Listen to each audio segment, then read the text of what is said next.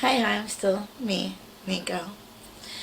So, I have strange, this strange thing where in my real life, have visceral reactions to that which happens in my dreams.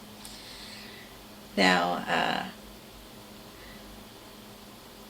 I've already spoken about the JT dream. We're not going there. He's the reason why I banished, you know, all that musical stuff from my house for quite some time. And my children lived without him for a long time. Um, but we're not going to go there. Today we're going to go to where my boyfriend lives. I actively do not date. I actively avoid dating. It's a thing that I have avoided for quite some time because it's just easier to avoid it than to have to continuously explain my beliefs on fidelity and whatever. It's just easier to not at all, just not. So anyway, in my dreams, there are two specific dreams in which I have this boyfriend, and apparently it's the same guy. I don't know who he is. I've never seen him. In the dream, he's on the phone. And when he's talking to me, he doesn't speak with his voice necessarily. It's like he's somewhere and he doesn't want to be heard. So he's got that like faux whisper voice. And he's like whisper shouting at me on the phone.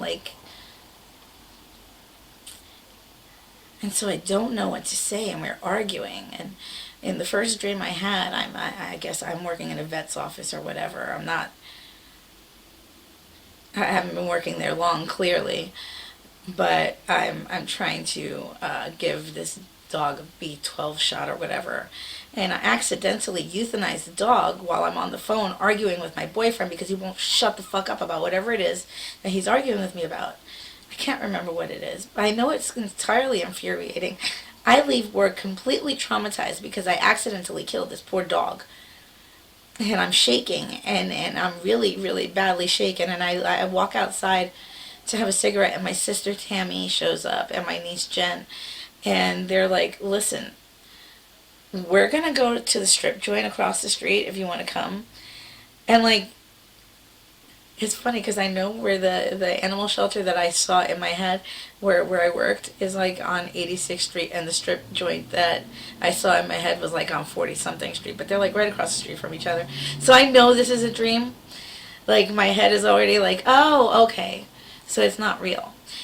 So we go to the strip club, and he calls me again. So my sister grabs my phone and puts it into my drink, and we all leave the bar with my phone in my drink.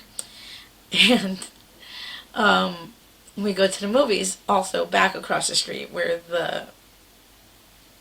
the place was, and now it's not because clearly across the street is now a theater. And so we're in the movie theater, and we're, watching a movie or whatever, and I don't know how I had a replacement phone already, but I did, and it rang in the theater, and they took my phone again, put it directly into my soda. We walked out into the theater, and we started talking about how shit my boyfriend is, and how I really need to get rid of this guy.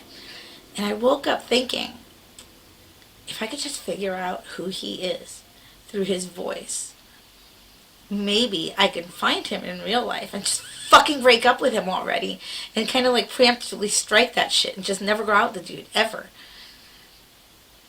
But again, he whisper toned at me, so I have no idea who this guy is. But I'm still willing to go on this search to find him, and one day when I find him, I will break up with this man before we ever date, so that it will never happen, and that dog will be safe. Someday, in the future, whenever I work for that veterinarian, hopefully. Although, I don't think I could ever work for a veterinarian. And to be clear, I really, really hate this boyfriend, whoever he might be. On that note,